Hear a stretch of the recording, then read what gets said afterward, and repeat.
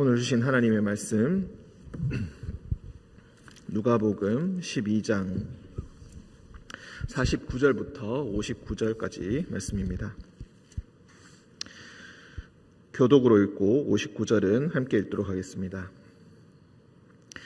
내가 불을 땅에 던지러 왔노니 이 불이 이미 붙었으면 내가 무엇을 원하리요? 나는 받을 세례가 있으니 그것이 이루어지기까지 나의 답답함이 어떠하겠느냐. 내가 세상에 화평을 주려고 온 줄로 아느냐? 내가 너희에게 이르노니 아니라 도리어 분쟁하게 하려 함이로라.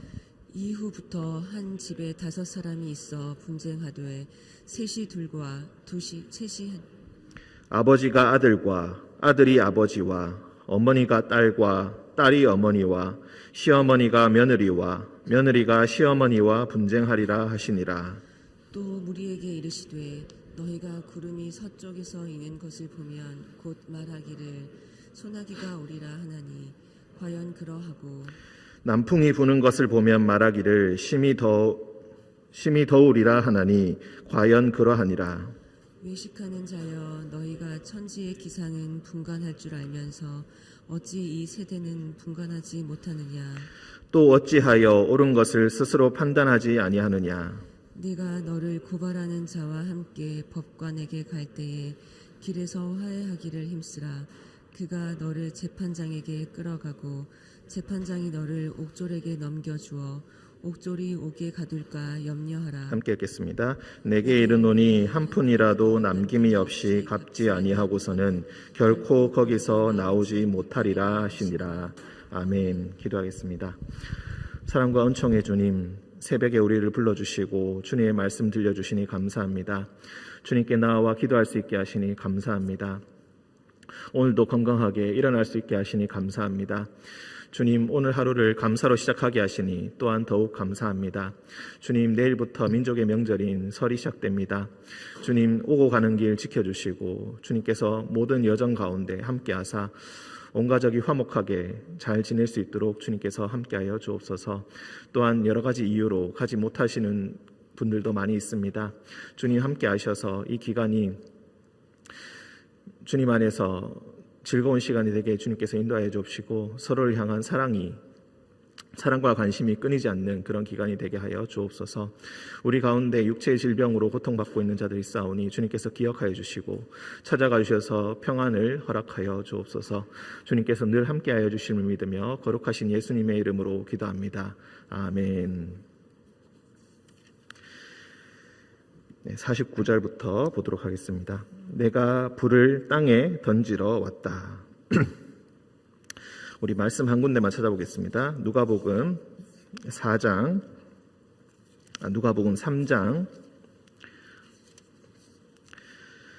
16절 17절.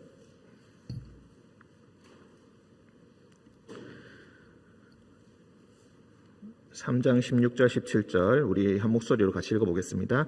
요한이 모든 사람에게 대답하여 이르되 나는 물로 너희에게 세례를 베풀거니와 나보다 능력이 많으신 이가 오시나니 나는 그의 신발끈을 풀기도 감당하지 못하겠노라.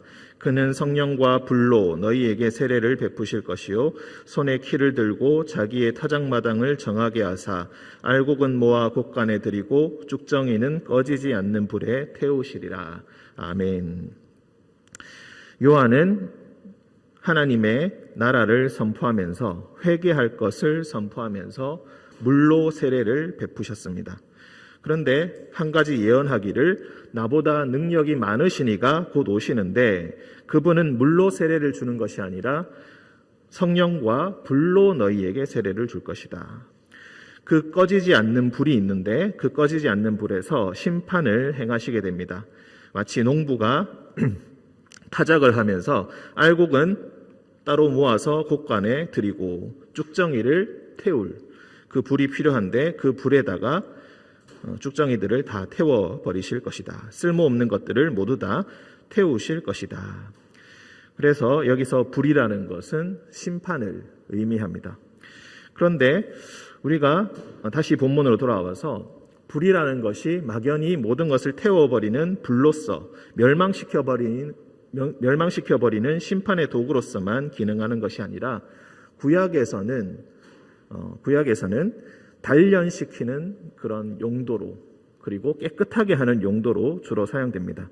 즉 우리 사람들을 금속으로 비유를 들자면은 이 불이라는 것이 어떤 의미인지 우리가 더 잘 알게 됩니다. 우리가 많이 암송하는 구절 중에 욥기 23장 10절이 있습니다. 그가 나의 가는 길을 그가 아시나니 그가 나를 단련하신 후에는 내가 순금같이 나오리라 라는 그런 말씀이 있습니다. 스스로가 하나님의 시련과 고난을, 이 시련과 고난의 시간을 잘 이기고 난다면은 내가 순금처럼 정한 사람이 될 것이다 라는 그런 비유라고 할 수가 있겠습니다. 이런 많은 비유들이 있는데 지금 예수님께서 땅에 오시면서 큰 불이 지금 땅에 던져졌다, 이런 비유를 지금 말씀하고 계신 것입니다. 오늘 읽은 49절부터 59절까지는 그냥 읽어보셔도 아시겠지만 주로 심판에 관한, 최후의 심판에 관한 많은 비유들이 나오고 있습니다. 앞서서 41절부터 48절까지도 지혜롭고 진실한 청지기에 대한 말씀을 하시면서 만약에 이 일을 올바로 감당하지 않는다면은 너희가 엄히 때림을, 그리고 신실하지 않는 자에 받는 벌에 처해지게 될 것이다, 이런 말씀을 하셨습니다.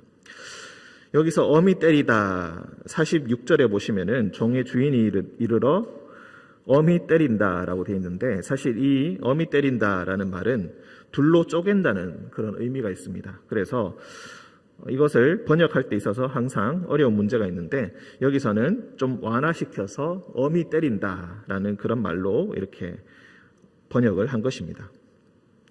즉 마지막에 아주 엄한 심판이 있게 될 것이다. 그런데 예수님께서는 이미 이 불이 세상에 붙어 있다라고 말씀을 하고 계십니다. 지금 온 세상은 불이 붙어 있다. 내가 무엇을 원하겠는가?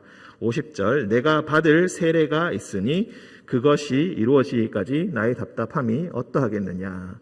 세례는 물로 받는 것이고, 물로 세례를 받는다는 것은 우리가 목욕을 하는 것처럼 깨끗하게 씻김을 받는다라는 그런 의미가 있습니다. 이미 세례 요한으로부터 요단강에서 세례를 받으셨는데 또 무슨 세례를 받는 것인가? 불의 세례로 한 번 더 정하게 될 것인데, 예수님께서 받으신다는 그 세례는 바로 십자가의 죽음을 암시하고 의미하는 것입니다. 이런 고난의 시간들을 통하여서, 사역의 시간들을 통하여서 많은 자들의 미움을 받게 되고, 그리고 결국에는 십자가의 죽음을 감당하게 되실 터인데, 이 모든 고난의 시간, 이 모든 불의 시간을 견뎌야 하게 될 것입니다. 그래서 그것이 이루어지기까지 나의 답답함이 어떠하겠는가. 세상에는 불이 붙어 있고 사람들은 그것도 모른 채 살아가고 있는데, 어서 하나님의 나라와 하나님의 복음을 사람들에게 알려야 되는데, 사람들은 복음을 듣고도 그것에 대해서 별로 관심이 없고 자신이 다 죽어가고 있는데도 그것을 전혀 알고 있지 못하다는 것입니다. 그래서 나의 답답함이 어떠하겠느냐. 내가 결국 하나님의 뜻을 올바로 전하였는데 결국 내가 받게 되는 것은 미움과 십자가의 죽음뿐이다. 이 모든 것이 내가 죽고 난 다음에 3일 후에 부활하고 난 이후에 하나님의 뜻이라는 것을 결정적으로 알게 될 터인데, 그때까지 사람들은 그것을 알지 못한다. 오히려 부활하고 나서도 제자들 외에는 믿지 못하지 않습니까? 그래서 그 답답함이 어떠하겠는가, 나의 답답함이 어떠하겠는가. 지금 세상은 불에 타들어가고 있다. 이것을 또 실질적으로 이렇게도 표현할 수가 있겠습니다. 51절부터 53절까지 내가 세상에 화평을 주려고 온 줄로 아느냐. 내가 너희에게 이르노니 아니라 도리어 분쟁하게 하려 함이로라. 이 말씀을 58절에 보시면은 네가 너를 고발하는 자와 함께 법관에게 갈 때에 길에서 화해하기를 힘쓰라. 자, 많은 분쟁들이 있게 될 것입니다. 이 하나님의 나라의 복음을 제대로 전해 듣게 되고 그것을 실천하면서 살아가는 사람들, 하나님의 나라에서 하나님의 법도에 순종하면서 살아가게 되는 사람들, 이 사람들은 반드시 세상과 갈등을 일으키게 될 것이고 세상과 싸우게 될 것이다. 근데 그 갈등이 어찌나 고통스러운지 한 집에 있는 사람들과도 분쟁을 하게 될 것이라는 뜻입니다. 즉, 한 사람이 믿는다고 해서 모든 가족이 바로 구원을 받는 것이 아니듯이 한 집안에도 하나님의 나라의 복음을 받아들인 사람이 있고 받아들이지 못하는 사람이 있다. 그런데 그 둘이 서로 싸우게 될 것이다. 그래서 가장 친밀한 관계이고 서로 어긋나서는 안 될 그런 관계, 아버지와 아들, 어머니와 딸, 시어머니와 며느리, 이렇게 분쟁을 크게 일으키게 될 것이다. 가족들과도 이렇게 심하게 싸우는데 심지어 이웃과는 어떻겠습니까? 그래서 많이 고발을 당하게 될 것이다. 저자가 황제에게 절하지 않고 다른 우상에게 절하지 않고 자기들이 믿는 하나님께만 절을 한다고 고집을 피웠다. 우리가 다니엘의 이야기를 잘 다시 상기시켜 볼 수가 있겠습니다. 이렇게 고발하는 자들이 자꾸 나서서 하나님의 나라의 복음을 믿는 자들, 교회에 있는 자들에게 자꾸 고발을 하게 될 터인데 너희는 법관에게 갈 때에 너희는 길에서 화해하기를 힘써야 한다. 아주 괴로운 상황이고 아주 힘든 상황이 아닐 수가 없겠습니다. 하지만 우리는 이런 상황들을 결코 포기할 수가 없는 그런 처지에 있습니다. 54절 또 무리에게 이르시되 너희가 구름이 서쪽에서 이는 것을 보면 곧 말하기를 소나기가 오리라 하나니 과연 그러하고 남풍이 부는 것을 보면 이제 엄청 더워질 것이다 라고 얘기하는데 과연 그러하다. 천지의 기상은 분간할 줄 알면서 어찌 이 시대는 분간하지 못하느냐. 세상에 불이 떨어졌고 그 불로 인하여서 타들어가고 있는데 다른 것은 분간할 줄 알면서 어찌 이 심판의 불은 지금 보지 못하고 있는가? 이 시대를 어떻게 살아가야 될지 왜 깨닫지 못하고 있는가? 57절 또 어찌하여 옳은 것을 스스로 판단하지 아니하느냐? 예수 그리스도의 복음을 받아들인다는 것은 단순히 순진한 믿음을 갖는다는 것을 의미하지는 않습니다. 우리가 만약에 하나님 나라에 대한 올바른 판단이 바로 서 있다고 한다면은 그에 대한 실천은 자기들이 알아서 스스로 판단하게 될 것입니다. 누가 다른 사람이 판단해 주지 않습니다. 스스로 알아야 합니다. 스스로 깨달아야 합니다. 그렇지 않는다면은 결코 자신이 어떻게 해야 될지 알지 못합니다. 그래서 스스로 알지 못하면은 그때마다 누군가에게 물어봐야 합니다. 하지만 우리가 그렇게 스스로 물어볼 수가 없습니다. 늘 다른 사람에게 의지하고 다른 사람에게 물어볼 수는 없는 노릇입니다. 스스로 복음을 받아들이고 스스로 변화하지 않는다면은 그래서 남들에게 물어보고 그렇게 실천을 한다 하더라도 결국에는 거기에는 분명한 한계가 있게 될 것입니다. 그 고난을 견뎌낼 때에 스스로 견뎌낼 힘이 없어질 것입니다. 많은 것들을 올바로 판단해야 할 때에 화해하기를 판단해야 할 때에 잘 판단하기 힘든 처지에 놓이게 될 것입니다. 그러니 스스로 판단할 수 있어야 합니다. 또 어찌하여 옳은 것을 스스로 판단하지 아니하느냐? 길에서 화해하기를 힘쓰라. 너를 재판장에 끌어가고 재판장이 너를 옥졸에게 넘겨주어 옥졸이 옥에 가둘까 염려하라. 내게 이르노니 한 푼이라도 남김이 없이 갚지 아니하고서는 결코 거기서 나오지 못하리라 하시니라. 비유가 한 가지뿐만이 아니라 여러 중첩적인 그런 의미가 있습니다. 단순히 세상에서의 법정과 세상에서의 감옥도 이야기하는 것이지만 최후의 심판을 의미하는 것이기도 합니다. 세상에는 지금 예수님의 말씀에 따르면은 불이 붙어 있고 우리에게 행동을 요구하고 있습니다. 타오르고 있는 불을 우리가 분간할 눈이 없다면은 우리는 어떻게 살아가야 할지 알지 못할 것입니다. 예수님은 앞서 말씀하실 때에 염려하지 말라. 무엇을 먹을지, 무엇을 마실지, 무엇을 입을지 염려하지 말라고 하셨습니다. 그런데 58절의 말씀에서는 옥졸이 옥에 가둘까 염려하라고 말씀하십니다. 이 둘이 서로 모순이 되는 것입니까? 그렇지 않습니다. 무엇을 염려하고 무엇을 염려하지 말아야 하는가? 무엇을 판단하고 무엇을 분간해야 하는가?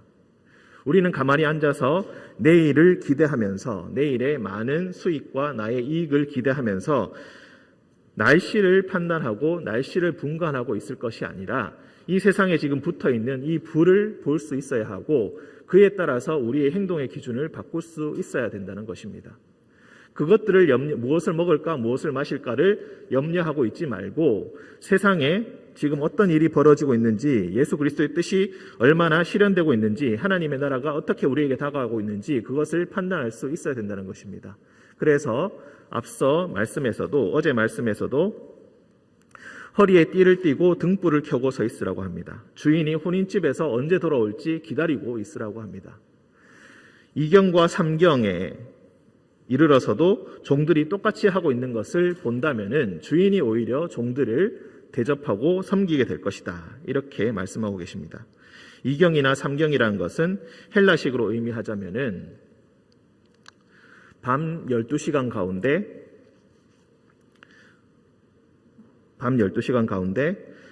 2시부터 6시, 즉 12시부터 6시를 의미합니다. 그러니까 밤 12시부터 새벽 6시까지 그런 시간을 의미합니다. 그야말로 밤을 꼬박 세우는 것을 의미하고 그리고 아침이 올 때까지 그 주인을 기다리는 것입니다. 주인을 왜 밤중에 기다리겠습니까?